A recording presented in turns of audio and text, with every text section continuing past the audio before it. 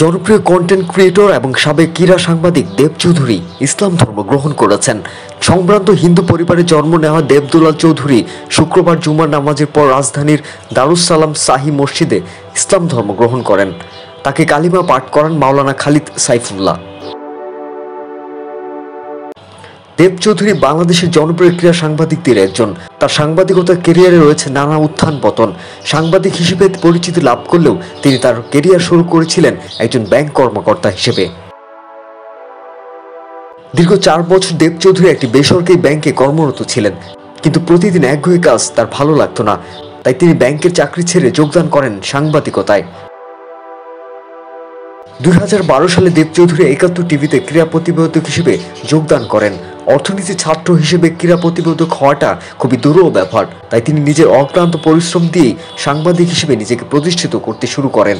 মূলত দেব চৌধুরীর প্রতিবেদন ভিন্ন ধরন, ব্যতিক্রমধর্মী কণ্ঠ ও হেয়ার স্টাইলের কারণে খুব দ্রুত দর্শকদের মন জয় করে নেন।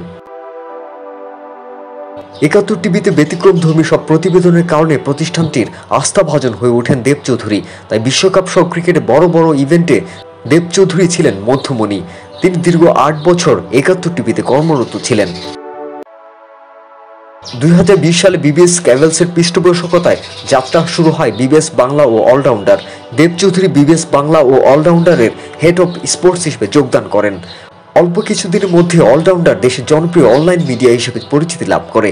প্রায় 4 বছরে অলরাউন্ডারকে দেশের ক্রীড়াভিত্তিক অনলাইন হিসেবে জনপ্রিয় করতে অক্লান্ত পরিশ্রম করেন দেব চৌধুরী। তবে গত 30 সেপ্টেম্বর বন্ধ হয়ে যায় অলরাউন্ডার। এবার দেব চৌধুরীর গন্তব্য নতুন কোনো মিডিয়া নয়, এক যুগ ধরে গড়ে তোলা নিজের ক্যারিয়ারটাই বিসর্জন দিলেন। হয়তো অজানা কোনো অভিমানেই ছেড়ে দিয়েছেন সাংবাদিকতা।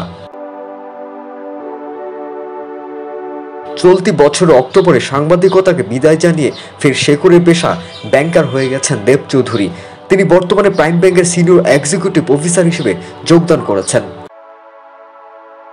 তবে সাংবাদিকতা পেশা ছেড়ে দিলেও হয়তো ক্রিকেটের প্রতি টানটা থেকেই গেছে।